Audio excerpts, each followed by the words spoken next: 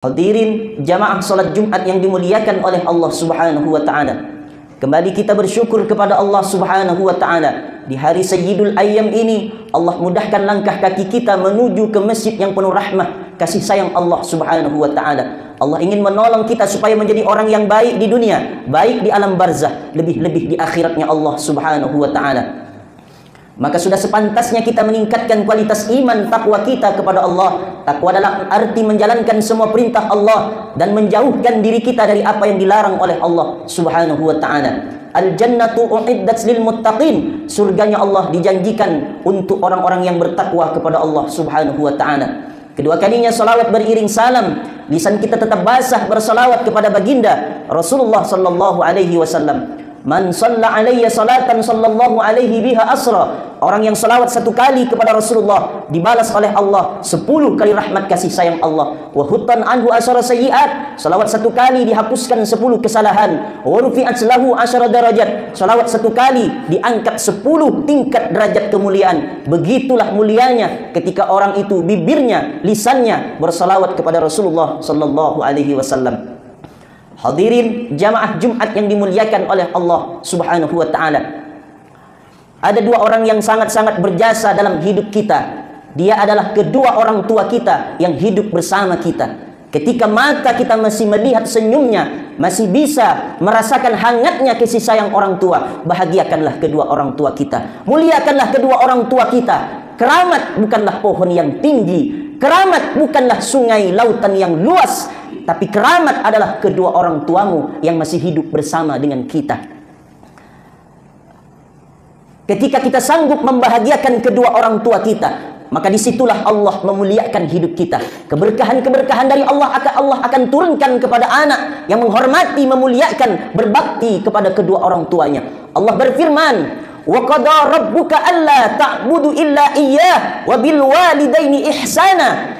Allah telah menetapkan, menyembahlah engkau hanya kepadaku, kata Allah, dan berbuat baiklah kepada kedua orang tua kita. Sungguh tinggi kedudukan orang tua kita di hadapan Allah. Setelah kita menyembah kepada Allah, beribadah kepada Allah, yang nomor 2 kedua orang tua kita. Bagaimana mungkin kita akan meneteskan air mata kedua orang tua kita? Bagaimana mungkin kita akan kurang ajar durhaka kepada orang tua kita? Pengorbanan seorang ibu, 9 bulan 10 hari engkau berada di dalam perutnya. Bukan kamar, bukan hotel. Engkau menginap dalam perutnya selama 9 bulan 10 hari. Di dalam perut itu kita sudah menyiksa seorang ibu. Ngidamlah seorang ibu. Terlentang terlalu lama sakit. Telungkup takutlah berbahaya kepada bayinya. Dia sungguh perempuan yang sangat hebat, luar biasa. Maka ada seorang anak, orang yang begitu luar biasa menghormati kedua orang tuanya. Dia hidup di zaman Rasulullah, tapi tak sempat bertemu dengan Rasulullah. Dia ketemu dengan sahabat Rasulullah, sehingga disebut dengan tabi'in. Dialah Uwais Al-Qarni. Rasulullah berkata kepada sahabatnya yang mulia, Abu Bakar As-Siddiq, Umar bin Khattab, Ali bin Abi Thalib.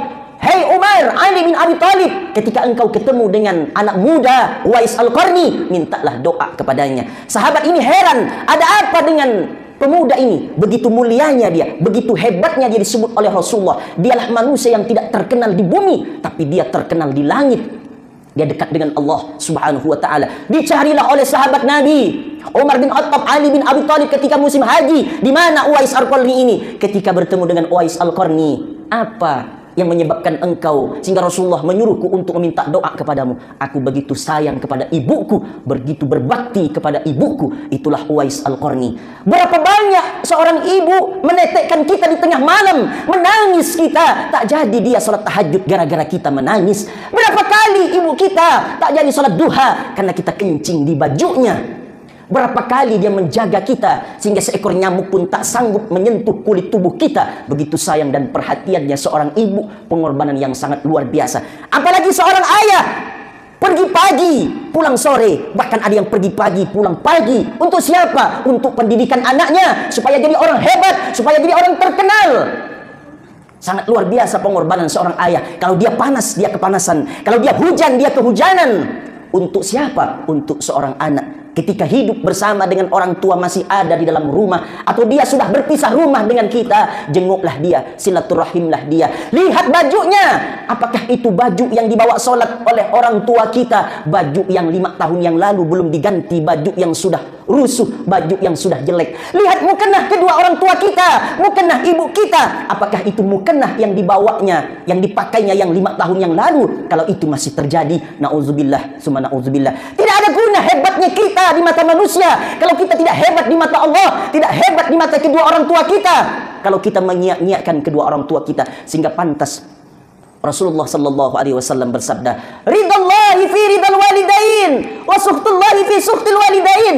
Ridanya Allah tergantung pada ridha orang tua, murkanya Allah juga tergantung kepada kemurkaan orang tua. Bersyukur kepada orang tua tidak akan diterima kalau tidak bersyukur kepada Allah, bersyukur kepada Allah tidak akan diterima kalau tidak bersyukur kepada kedua orang tua. Kita hebat saat ini.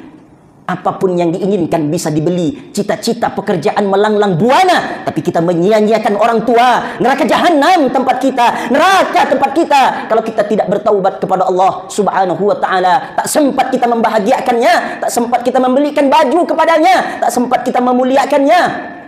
Ketika kita mata ini masih bisa melihat senyum orang tua, maka pintu surga kita terbuka dengan lebar. Pintu surga kita masih dibuka dengan seluas-luasnya oleh Allah subhanahu wa ta'ala. Maka kita sebagai anak wajib berbakti kepada kedua orang tua kita, wajib memuliakan kedua orang tua kita. Andai keduanya sudah tidak ada, apakah lepas hubungan kita dengannya? Tidak lepas hubungan kita dengan orang tua kita. Setiap selesai solat, kita doakan mereka, mintakan kepada Allah supaya dilapangkan kuburnya, diluaskan kuburnya. Allah jadikan kuburnya al-qabru raudhatun min riyadil jannah. Jadikan kuburnya bagian daripada taman-taman surganya Allah subhanahu wa ta'ala. Kalau ada rezeki, bersedekahlah atas nama dia. Mana dalilnya? Saat datang kepada Rasulullah sallallahu alaihi wasallam, "Ya Rasulullah, ummi matat." Ummaku, ibuku meninggal, ibuku wafat ya Rasulullah. Bolehkah saya bersedekah? Tasaddaq, silahkan engkau bersedekah. Ayyu sadaqatu afdal? Sedekah apa yang paling afdal? Sedekah apa yang paling utama ya Rasulullah? Sakiyul ma, berikan minum. Kalau memberikan minum sedekah yang paling utama, bagaimana memberikan makan kepada anak yatim? Bagaimana memberikan 10 kilo beras untuk panti jompo? Disedekahkan atas nama almarhum, almarhumah. Ya Allah, terimalah sedekahku ini ya Allah, untuk almarhum ayahku, almarhumah ibundaku. Aku tak dapat membalas budi baiknya ya Allah. Sedekahlah atas nama kedua orang tua kita. Bangun di tengah malam, Rabbil firli wali walidayya warhamhuma kama rabbayani saghira. Ada doa anak yang sangat luar biasa. Idza matal insan inqata'a amaluh. Kalau manusia itu wafat, meninggal dunia, putus seluruh amal perbuatannya. Ada 3 yang tidak putus, di antaranya waladun solih yad'ulah, anak soleh yang mendoakan kedua orang tua kita, kedua orang tuanya. Doakanlah kedua orang tua kita ketika dia masih hidup bersama kita, muliakanlah, bahagiakan dia. Ketika dia sudah wafat, doakanlah, bersedekahlah atas nama dia. Barakallahu li wa lakum fil Qur'anil azim wa nafa'ani wa iyyakum bima fihi minal ayati wadh-dhikril hakim wa taqabbala minni wa minkum tilawatahu innahu huwal ghafurur rahim.